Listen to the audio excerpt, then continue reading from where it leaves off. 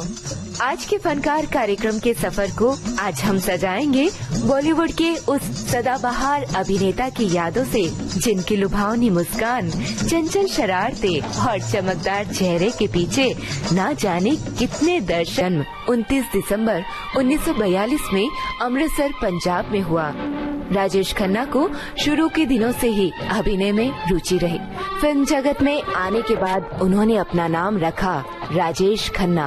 अभिनय में रुचि होने के कारण इन्होंने धीरे धीरे थिएटर में दिलचस्पी लेना शुरू कर दिया। बहुत सारे मंच, बहुत सारे थिएटर करते हुए 29 दिसंबर 1942 में अमृतसर, पंजाब में हुआ। राजेश खन्ना को शुरू के दिनों से ही अभिनय में रुचि रही। फिल्म जगत में आने के बाद उन्होंने अपना नाम रखा राजेश खन्ना।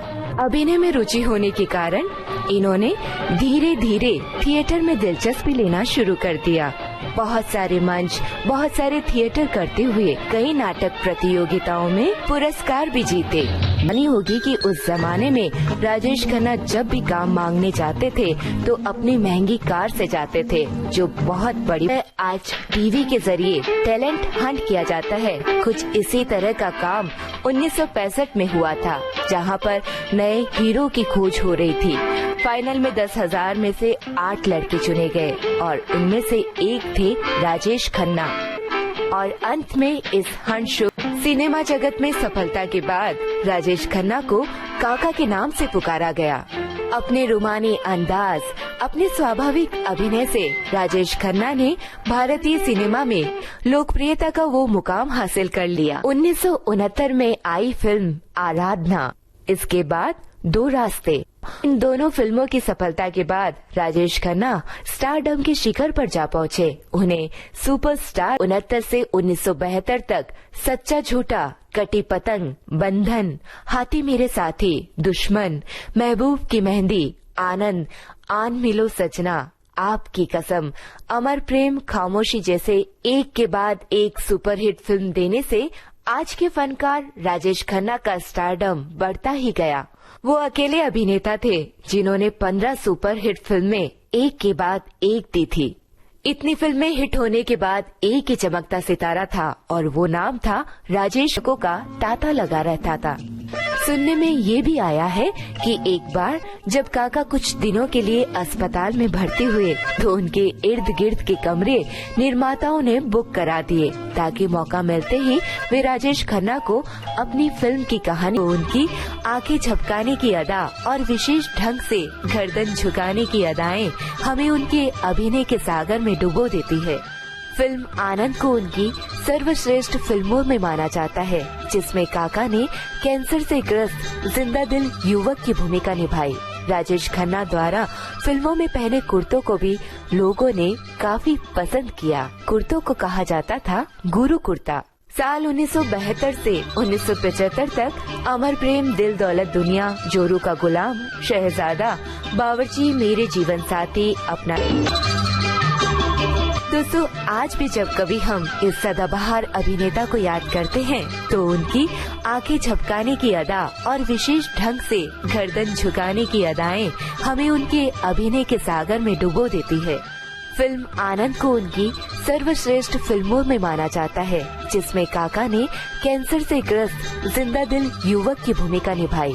राजेश खन्ना द्वारा फिल्मों में पहने कुर्तों को भी लोगों ने काफी पसंद किया। कुर्तों को कहा जाता था गुरु कुर्ता। साल 1972 से 1975 तक अमर प्रेम, दिल दौलत दुनिया, जोरू का गुलाम, शहजादा, बावर्ची, मेरे जीवन साथी, अपना देश, अनुराग, दाग, नमक हराम, आविष्कार, अजनबी, प्रेम नगर, रोटी, आपकी कसम और प्रेम कहानी जैसी फिल्में आई। दोस्तों, आप ध्यान देंगे तो आपको एक बात समझ में आएगी। राजेश खन्ना की फिल्मों के साथ साथ उनकी फिल्मों के गीत भी काफी हिट रहे। यहाँ हम आपको बताना चाहते हैं, राजेश खन्ना की सफलता के पीछे उनके संगीतकार R.D. बर्मन और गायक किशोर कुमार का भी बहुत बड़ा योगदान था। किशोर कुमार ने लगभग 90 से ज्यादा फिल्मों में राजेश खन्ना को आवाज दी, तो संगीत को लेकर काका खुद भी सजग रहते थे। यहाँ तक गानों की रिकॉर्डिंग के समय राजेश खन्ना खुद स्टूडियो में रहना पसंद किया करते थे। इतना ही नहीं दोस्तों, अपने सुझावों से संगीत निर्देशकों को अवगत भी कराते थे। 1976 से 1978 में महाचोर, छेला बाबू, अनुरोध, भोला भाला ऐसी कई कामयाब फिल्में रही। 1980 से 1991 तक राजेश खन्ना ने कई हिट फिल्में दी। सन 1987 में आई फिल्म मिस्टर इंडिया के लिए कहा जाता है कि इसके लिए पहली पसंद थे राजेश खन्ना, लेकिन खुद को इनविजिबल स्टार के तौर पर काम करने से राजेश खन्ना ने मना कर दिया। बाद में यही फिल्म अनिल कपूर को मिली, जो उनके लिए मील का पत्थर साबित हुई। काम में व्यस्तता के कारण राजेश खन्ना कई फिल्मों के लिए समय नहीं दे पाए, जिनमें से कुछ फिल्मों के नाम अमीर गरीब, पराया धन, सवेरा, आज की आवाज, आंख में चोली है। इसके बाद उनकी सन 1971 में आई फिल्म अंदाज। फिल्म के साथ साथ इसके गीत भी काफी हिट रहे।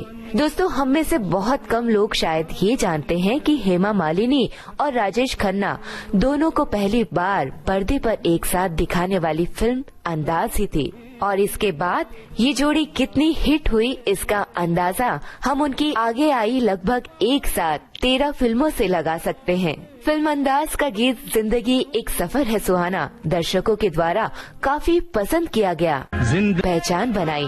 इंडस्ट्री के सुपरस्टार के साथ ही साथ जो स्टारडम उनको मिला वो वाकई में काबिले तारीफ था।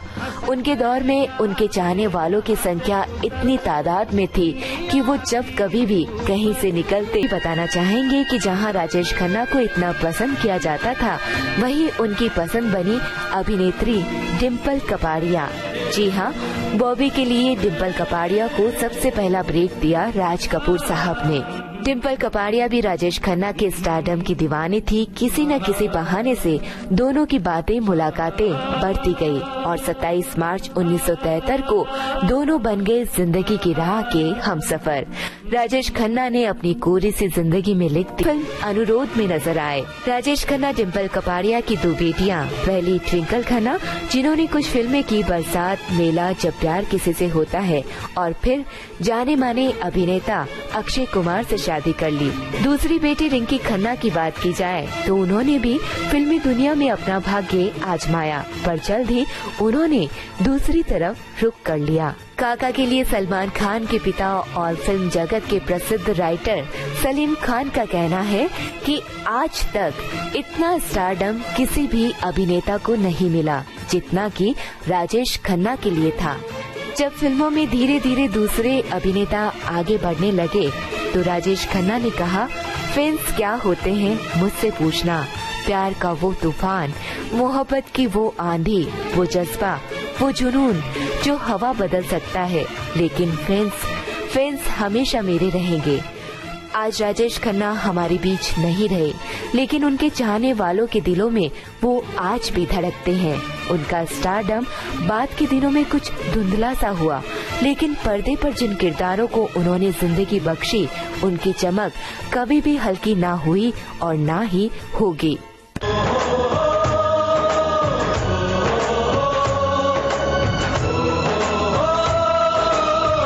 आज के फनकार विविध भारती पर हर रोज दिन में 1 बजे विविध